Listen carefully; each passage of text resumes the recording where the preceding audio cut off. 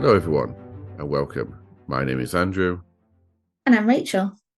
And we are Picture the Scene podcast.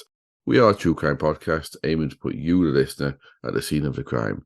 We bring you a new episode on a weekly basis, mainly focusing on lesser known crimes from the UK and Ireland. However, at times we expand into cases from anywhere in the world and all ones that are well known. As we are a true crime podcast, listener caution is always advised, and today there is no exception, so please be aware. If you like what you hear, please do follow us on whatever social media platform you prefer, subscribe to us on your preferred podcast platform of choice, and if you have the capability, give us a rating and review as well. It does mean the world to us, doesn't it, Rach? Absolutely. We love our subscribers. We love our reviews. We love hearing from our wonderful listeners. We love it. Thank you so much. Grateful for every single one of you. And if you like us that much that you want to support us, you can do so for less than the price of a cup of tea or coffee on Patreon, with our lowest tier starting at £1 per month. We release bonus content every month. The links to our social medias and Patreon can be found in the show notes, or visit patreon.com/scenepod. That's patreon.com/S3E3pod. And with that in mind, I want to say hello, welcome to the family, to our latest Patreon subscriber. We have Bethan Truman subscribed to us, Rachel. So welcome, Bethan. Bethan is a friend of the pod anyway, so it's awesome that she wants to support us, isn't it, Rachel? Absolutely. It's like podcast royalty, that, Bethan. Thank you very much. Very honoured to have you along with our other Patreon subscribers. So thank you. Welcome to the club. Our family's getting bigger. We might have to move to a minivan or something soon. Yeah, absolutely. And we also hope you enjoy our back catalogue of Patreon episodes too, Bethan. Yes, indeed. And we do, where possible, now release our episodes a week early for our Patreon supporters. So if you want to hear us in advance, you don't need to wait a week. All you have to do is support us on Patreon. Funny you should mention for the price of a cup of tea, Andrew. I didn't think I'd find someone who loves tea as much as you, but Mike from Murder Mile obviously does. Do you listen to the extra bit at the end of his episodes? Yeah, of course. It's so funny. Plus, he loves cake too. Who doesn't love cake? And it's unscripted as well. It is, but it's just another reason to go and listen to Mike from Murder Mile. Definitely. I've subscribed now. So, how have you been since we last spoke, Rachel? Yeah, all good, thank you. Can't believe we're already on season 3, episode 3. Feels like we never had that break. Distant memory now, isn't it? It is a distant memory, yeah. Feels like such a long time ago. Aye. But we're getting lots of lovely comments on our episodes, and I feel like the show's really evolving. I feel like we're evolving as we're writing our scripts, and obviously our season 3 opener was a co-hosted episode, which people seem to enjoy, and yeah, so all good. How about you? How are you? I am sparkling. Thank you very much. I love it. You're always so concise and always so sparkling. Yes, indeed. Well, evolving or mutating, Rachel, one of the two. The question I have to ask you, though, is, are you ready for some true crime? Andrew, do you really need to ask me this? I'm always ready for true crime. And I tell you who else is ready for some true crime, Rachel. Go on. And that's Charlene Chapman. If you remember, she became a member of our Patreon family back in episode 1, season 3. I do remember. And she requested this case, and it's one I actually knew and I liked, and I hadn't thought about for a while. So I thought, yeah, that's a good idea. So thank you, Charlene, and hopefully we do it justice. Yeah, love how you've just joined the family and you're already making waves with episode recommendations. Thank you, Charlene. So, if it's safe for you to do so, I'd like you to relax.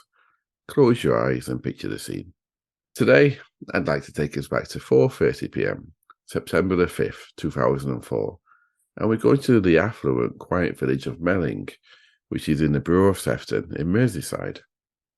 It's a small village with a population of around 4,000 people, and it's a short half-an-hour drive, almost 9 miles, to Liverpool. It was a dry day, with not much wind that day, except Just before 4:30, our time in question that we're going to, a strongish 10-mile-an-hour northerly wind picks up at around the same time, making the 75 Fahrenheit or 24 °C weather seem a little bit chillier than it had at any other point in the day. Now, it's a quiet location, Rachel, mainly middle to upper class families, and a lot of people later on in their years. So it skews the average age of the location towards the higher end. And it's a sort of place that people look out for each other, and the neighbours would know what each other neighbour was doing, even if you liked it or not. Oh dear, one of those villages. Possibly. And it's because of this community spirit, or nosiness, depends which way you look at it, that led a couple to inquire about two of their neighbours, Sydney and Jacqueline Blackwell. Now, Sydney was 72, and Jacqueline, his wife, was 60 years old. Both were retired, with Sydney being a retired accountant, and Jacqueline was a retired antique shop worker. The pair met when they were teenagers, but they didn't get divorced properly until some 20 years later, getting together after both had married and divorced already. Sydney had 2 children from his previous marriage, and Jacqueline had none. And friends would report that children were not really at the top of their wish list. But Rachel, sometimes you can't plan what will happen in life. So when Jacqueline was 40 and Sydney was 52, she fell pregnant. They gave birth to a boy and named him Brian. And they lived quite a privileged life, doting on their only son that they had together. So this community spirit rage, what I mentioned a moment or two ago, well, the Blackwells had lived in that house all of Brian's life. So they were well known in the area. So when neighbours hadn't seen them in a while, they became concerned or curious. I'm not sure which, but spotting they had packages on their doorstep, a neighbour went over to the Blackwell's house to collect the packages and see if they could see anything, because they hadn't been seen in weeks. Yeah, what would you do in that situation, Andrew? Would you be calling the local authorities and asking for a welfare check, or would you go in and scope through a couple of the windows and see what the crack was? Depending on the situation, I'd probably go over, get the package so it didn't get wet or anything, and maybe have a little look in, but it depends what other information I knew. And these neighbours did know some more information. I think I'd be too scared to look through windows. Like, I don't think I'd cope. I think we've spoke about it before, haven't we? When these search parties go out on the hunt for missing people, what would be going through my mind is, what am I going to find? Oh my goodness, I'm not ready for this. So Yeah. I'd definitely be on the phone, or potentially knocking on a neighbour's door and asking if somebody was a little bit more brave to go and knock on and see what was going on. Yeah, I get you there. No, I can see your point of view. Well, the neighbours, they did knock on the door, but it brought no response. But it was then that the neighbour spotted an extremely large number of flies in the living room window of the Blackwell's house in front of some net curtains. So going back to the front door, they lifted the letterbox to see if they could see anything. Okay, it was when they lifted the letterbox flap that the neighbour got a waft of the most foul-smelling odour they'd ever smelt. Oh God, how often do you hear that? Like, when people like knock doors down or like enter the property, or that it's that smell, the smell of death. And that comes, like, people have never smelt death before and they just know that that's what it smells like. Oh, It's like basic natural instinct, isn't it? Same as animals. But yeah, so fearing for the worst, the neighbour called the police, who came and arrived at 4:30 on that sleepy Sunday afternoon in Sandy Lane in the quiet village of Melling, to the home of Sydney, Jacqueline and their son Brian. Upon breaking the door down to gain entry, they discovered the 2 bodies of Sydney and Jacqueline. Given the scene that was in front of them, they knew immediately that it was a murder scene. And from what they saw of their bodies, they were convinced the pair had been shot, but they had to wait for further tests to determine exactly how they died and when. my goodness, you'd think in such a close, like, tight-knit community, a gun going off would have like echoed down the road around the houses, wouldn't it? But You would, yes. So, after speaking to the neighbours, they determined that Brian, their son, was the closest next of kin, and that they had to inform him about the deaths, but also that he was a person to speak to, given he had not only told the neighbours a few weeks earlier that his parents were on holiday in Spain, they had also seen him occasionally arrive at his parents' house and leave shortly afterwards. Now, this was something that they didn't think suspicious because he lived there. So, yeah, but if you then found out that they died, like, and I assume the forensic like team could say that they'd been like the state of the decomposition, that they'd been lying there for X amount of weeks, neighbors would then go, oh, that's weird because their son Brian was there 10 days ago picking up post. yeah, you'd think so. So, given they knew the two bodies had been there a while, when they spoke to Brian, his behaviour seemed a little bit off. But there's nothing they could put their finger on. But they arrested him on suspicion of murder, and they actually informed the press when asked that their pair had been shot, and they were questioning their son, Brian. Oh wow, again, that's quite interesting. You don't usually hear, until somebody's been charged, you don't usually hear like details on the people that are being questioned, other than No, like yeah, ages, and you know, a male aged 34 is being questioned, being held and being questioned. yeah, not normally, but I mean, I read the news articles, so they definitely named Yeah. him. Wow. So when arrested, Brian, who was 19, he would tell them that as far as he knew, his parents were in Spain on holiday, that the neighbours had been mistaken when they saw him entering the house, as he didn't have his keys on him, and he'd been locked out for several weeks, so he'd been staying with his girlfriend, Amal Saber, at her parents' house. He'd been going back on occasion to see if they were home yet, so he could get in and get some of his stuff, but he'd not actually gone into the house. When 24 hours had almost passed, the police knew they had to charge him or let him go. So they petitioned for an extension on holding him, and they were granted an additional 36 hours to question him. So who was Brian? Did he kill his parents? Or is it just an unfortunate set of events that make him look suspicious, but he wasn't actually guilty? I mean, if he didn't kill his parents, it's really tragic that he has just found out his parents have died and now he's in the line of fire. Like, I can't imagine not only having to grieve the loss of your parents, but being like questioned on double murder.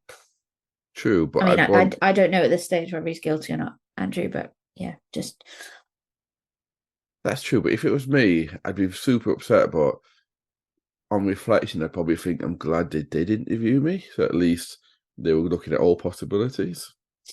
On yeah, reflection, obviously not in the moment, but on reflection. yeah, just taking the case seriously and trying to find the culprit. But yeah, if you were innocent, I think at the time you'd be frustrated that they were wasting their time on you, wouldn't you? Yeah, you would at the time, yeah. But let's have a look at Brian, shall we, Rachel, and decide Mm. for ourselves. That's probably the best option to take.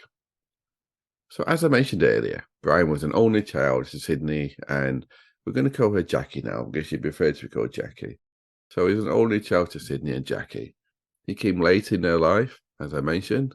So, while he was unexpected, they showered him with love and attention. He would be identified as being highly intelligent from an early age, so much so that his parents would give him the nickname Brains. He was described as an exemplary student by his £7,000 a year public school, and he partook in many extracurricular activities, including tennis, and he would be the captain for his school team, with the Lawn Tennis Association of Great Britain describing him as a top club player.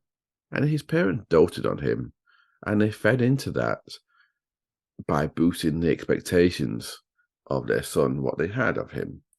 While he would want for nothing, they actually preferred to keep him in the company of adults, older adults, some of his parents' age, rather than people his own age. One neighbour would recall when they were asked if he wanted to become a doctor, when the neighbours were told he was going to study medicine at university, they replied with no, not a doctor, he's going to become a surgeon. So his friends and people that knew him would describe him as being funny, friendly, very outgoing, but also that he was prone to lies, grandiose lies, and that what started out as little lies became bigger and bigger. Isn't that often the case when parents are kind of living your life for you? You hear this a lot, don't you, where young children, teenagers, they're forced to enroll in clubs and societies and private school, and almost everything mapped out for them. The parents kept him away from entertaining children his own age, but instead discussing matters like, I don't know what, with adults. They're going to rebel. Yeah. And he probably started off with white lies, thinking, oh, I can get away just with silly little things here and there. But then he'll want to test boundaries, won't he? Because he's been so sheltered his whole life. He'll want to start testing boundaries, and quite often what you see, isn't it? Definitely. And one example of such a lie was when he switched public schools. He lied about the SAT scores that he got in his previous school to his friends, inflating them to make himself look better. So in his school, he met a mouse sabber, and after a few years of knowing her socially, they began dating. She was a year younger than him. They had a similar interest, with both of them wanting to go to Nottingham to study medicine.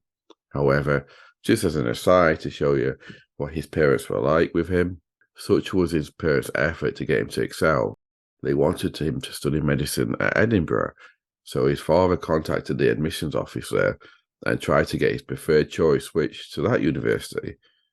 And as far as I can tell, though, that wasn't actually actioned because he was still due to go to Nottingham.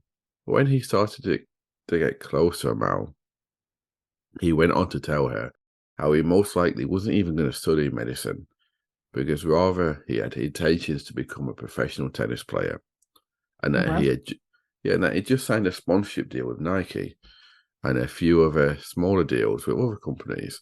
I take it this is part of his lies. Well, maybe not, because remember, he was categorized by the World Tennis Association. So with the Nike deal starting at £70,000 a year. Oh, wow. He offered to hire his girlfriend as his personal secretary because he'd need one once he started to become well known. And he offered her a salary of £82,500 a year, 10% of his earnings, a £20,000 bonus, and a generous expense account. Where do I sign up to be a personal assistant of a tennis player, please? That's what I thought, yeah. And he would write her initial check for £39,000. And he bought her designer clothes, he bought her a car, and he bought her a diamond ring. Oh, I bet he's just smothered her, didn't he, with fancy gifts and, compliments. And her friends, though, they were not convinced about his claims. So she went online herself and searched for him to see what she could find. When she couldn't find anything conclusive, she asked him, why not? And he proceeded to show her the tennis rankings, which would show him holding number one spot in the UK, number one spot for youth, not adults in the UK. And he told her he'd be going to the French Open and that he'd take her with him. So this, it alleviated her worries because she actually saw proof of his standings and she'd be going with him. So when he was preparing for the French Open, he would visit his local bank and tell an account manager there that he was due to turn professional as a tennis player, so he needed to update his junior bank account and have access to credit. And he'd initially be earning £45,000 a year, but would need money to be able to go to the French Open. So just before the French Open, he gave his girlfriend Amal some bad news. He told her that partners were not allowed to travel, so as not to distract the sportsmen and women, but that he'd make it up to her. When he was at the French Open, he would call his girlfriend to tell her how amazing it was and that he'd just met Roger Federer. When he returned, he said he'd make up to her by taking her on an all-expenses holiday, something she obviously excitedly agreed to. When his mum, because it was his mum that controlled the family finances, even though his dad was a retired accountant, his mum controlled the finances. And when she found out about the holiday, she informed his dad, and they told him that he couldn't take her on the holiday because his spending was too lavish and the money didn't exist to take her. Oh, well. So on July the 25th, it was time to go on holiday. But before that, he'd go to the David Lloyd Tennis Club in Kirkby with his father, and Sydney's father would tell all who would listen how proud he was of his son for the hard work he'd put into studying for his A-levels. After this, Brian picked up Mel and took him to Manchester Airport to begin a 2-week holiday that would cost £30,000. £1,000, and he's Yes. 18. Yeah, and this was in 2005, so it'll be a bit more now. God. So where did they go? So to begin with, they both flew business class at a cost of almost £5,000 to New York, where they would stay 3 nights in a presidential suite of the Plaza Hotel at a total cost of £2,200. They then stayed in the best hotels and ate in the best places as they travelled to Florida, then Barbados, then San Francisco, then back to New York before returning home to the UK. Oh, shit. And this was all on credit from the bank? No, he told the bank this is just this is not on credit from the bank now. So he told Mel that he'd bought himself a luxury £60,000 Mercedes sports car, and it was parked in an apartment in Southport that he'd just bought for £450,000. And this will interest you, Rachel, that Stephen Gerrard was a neighbour of his in the apartment block. Oh, wow. Claim to fame. So when they returned to the UK, he went to his parents' house, and he saw a neighbour who asked him where his parents were, because the neighbour thought they'd gone on holiday with him. He told the neighbour that they were in Spain on holiday and that he was locked out of the house. He asked Mel if he could stay at her house for a few weeks till his parents returned, because he couldn't get into the house. So, not long after returning, he went to his public school, Liverpool College, to collect his A-level results. And he would tell staff and friends that he was surprised and upset that his parents wasn't there, and they'd chosen to go on holiday, and they hadn't even contacted him. That would upset you, though, wouldn't it? Because you would have been like, that's your kind of like final exams, really, isn't it? Before you head off to uni, A-levels are a big moment. You want your family around you. Exactly, and he would actually obtain top grades in the 4 A-levels he was studying. So the top grade you can get, and there were four A-levels he was studying were maths, chemistry, biology, and Spanish. So It shows you how intelligent he was. Yeah. So this leads up to the bodies being found, Brian being arrested, and the police obtaining extra time to interview him. As during the first 24 hours, he would stick to his story that they were in Spain as far as he was aware. So we've come back to the beginning now, Rachel. So we know a little bit about Brian and who he was and his movements up to leading to the bodies being found. So here we have Brian. After 24 hours, if he was guilty, he wasn't giving anything up. And if he was guilty, that is, by now he was in the news, he was a suspect, and he'd been arrested. But all the media could find out about him was that he was super smart, his parents loved him more than anything, and that he was a well-liked young man by everyone, his friends and adults. So as they started to speak to him again in the extended period of time, he would ask the police a question, and would ask him a strange question. And he would say to them, "Is it cold in prison?" And it was at this point that the interview changed. Brian would then admit that on the morning of his holiday, he would kill both of his parents. He would go on to say how he'd been putting up a picture with a claw hammer and at the same time arguing with his father.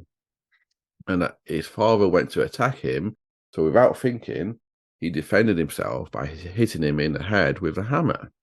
That his mum then came into the room running towards him, so he hit her in the hammer too, and he also stabbed her and his dad. Oh, wow. When he was asked how many times he stabbed them, he responded he didn't know, that he went into the corner of the room and just started crying, that he was expecting his dad to get up and go to the hospital, but he was surprised how quickly he died. He said he didn't know what to do, so he took a shower, changed his clothes, and went on holiday with Amal, his girlfriend. Well, that's just cold, isn't it? Yeah, so now he's admitted it. Let's unpack everything, Rach, shall we? So everything that I've told you, I want to go back over again and see what's true and what's not true. Well, firstly, if you remember at the top of the episode, I said the police reported his parents had been shot. Well, the reason they said this because the bodies had been decomposing for 6 weeks in the British summertime. So the wounds they had looked initially like gunshot wounds, but they weren't. They were hammer blows. So now let's go through everything in the same order I presented in to see what's true and what's not. So firstly, he was classified as a top club player by a lawn tennis association. That's not a lie. But being a top club player is very far from being a professional. He was never that good. He didn't have a sponsorship with Nike. That was a lie. He did have one with a company called Fisher, who make tennis equipment, but that was at the lowest level of sponsorship, and all it got him was 50% off their products, no actual cash. He did offer to hire his girlfriend, but the cheque for £39,000 that he gave her bounced. Something he managed to lie himself out of because he was a very accomplished liar. He did buy her a car, a Ford car. That's the model car, KA. Oh, it's a bit God. confusing, yeah. And he did buy her designer clothes, and he managed that by withdrawing £9,000 from a savings account his parents had that was meant for him to fund his university education. He also did buy her a diamond ring, but it turned out to be costume jewelry, so it was worthless. He did try to open up a bank account to get credit, as I mentioned, as well as trying to sign up for 13 credit cards in his parents' names. But his mum found out. She stopped the credit card applications and she told the bank, so he never got the upgraded account or credit. Oh, wow. He never went to the French Open, surprisingly. So that was a lie. The morning he killed his parents, well, he did kill his parents, but not how he confessed to it to the police. Later forensic examinations would show that his dad was attacked from behind with a hammer as he sat in a chair, so he can't have been attacking him. That he died slumped forward in the same chair. Between his parents, he hit them both several times in the head with a hammer with force, and he stabbed them. Yeah, wow, indeed. He stabbed him a combined time of 50 times. Now, I think it was 20 to his father and 30 to his mum, but I may have got those two stab amounts the wrong way around, but combined it was 50 times anyway. So it was like a frenzied attack, intentional. Like he definitely wasn't sat there crying, thinking my dad's gonna wake up. Like all of that was just lies. Yes. Now it was believed. I know it was believed he killed his parents just so he could keep his lie alive to his girlfriend about being a tennis player. Oh, wow. The £30,000 he spent on the all expenses holiday, well, where did that come from? Well, his parents are already dead by now. So that was all purchased with his dad's credit cards that he took with him. He actually bought the 2 business class tickets on the morning they flew as well. When he collected his A-level results, he did so in the knowledge his parents had been dead several weeks and were lying in the house. He did visit the home several times over the weeks. For what we don't know, but he did go into the house, and his parents would have been there and decomposing. That's just so cold, isn't it? Yeah. What an awful human being. He was due to plead guilty to murder Rachel, but he didn't plead guilty in the end because both the defense and prosecution medical experts, they all diagnosed him, and there were 5 different experts that looked at him with having a narcissistic personality disorder. So common characteristics of which, and what he has, is that it gave him a grandiose self-belief and an obsession with power, success, and money. And it also makes people become very accomplished liars. So, because of his diagnosis, it was agreed to reduce the charge of murder to one of manslaughter on the grounds of diminished responsibility.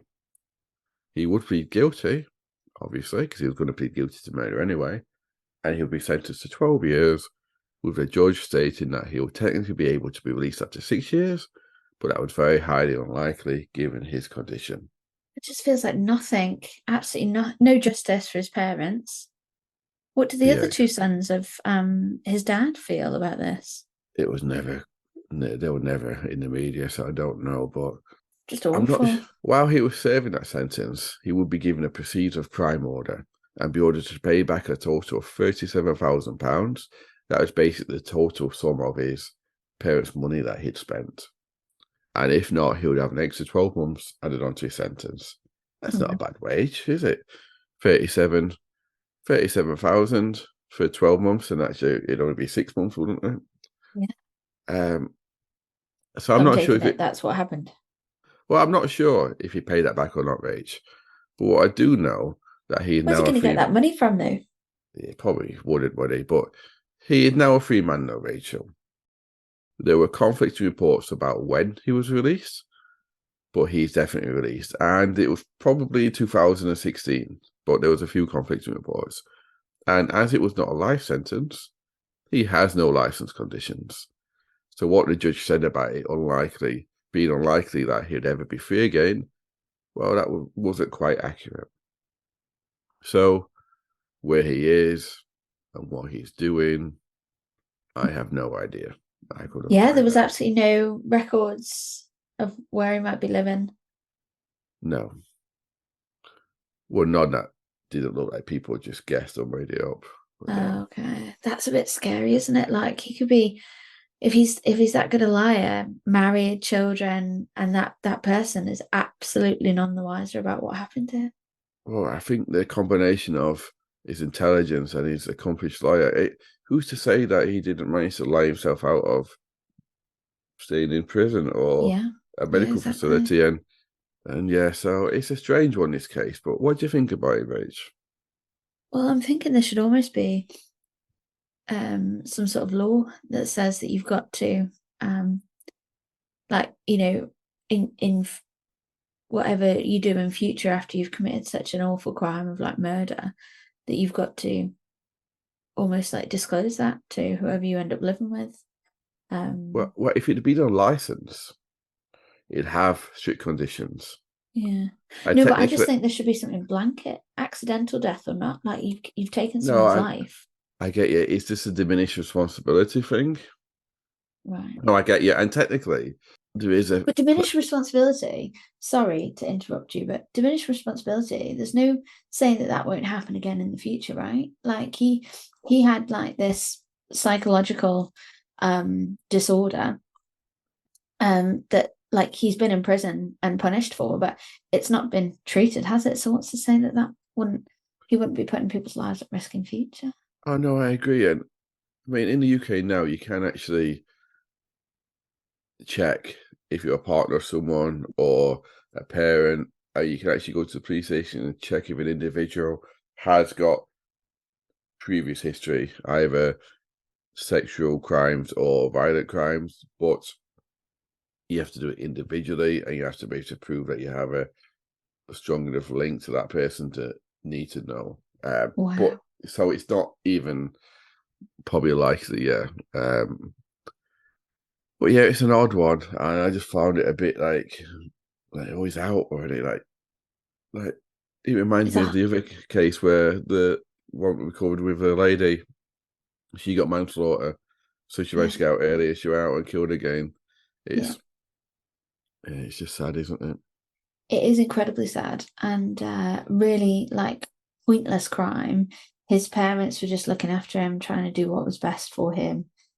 And he obviously felt threatened by them, preferred the life with his girlfriend than a life with his parents, and just a really upsetting, appalling crime. Yeah, definitely. So thank you, Charlene, for requesting this case. It is one I knew about, but it's one I'd completely forgotten about. So it was good to refresh my memory, and I enjoyed doing the research on this one. Mm. Shall I wrap up, Rachel? Yeah. Oh, great. So this has been season 3, episode 3, called Is It Cold in Prison? And for one last time, if it's safe to do so, I'd like you to relax. Close your eyes and picture the scene. We've all told them white lies, and we probably will in the future. So when you catch yourself telling one, should you be worried? When does a white lie be one too many? So thank you all, and until next time, stay happy.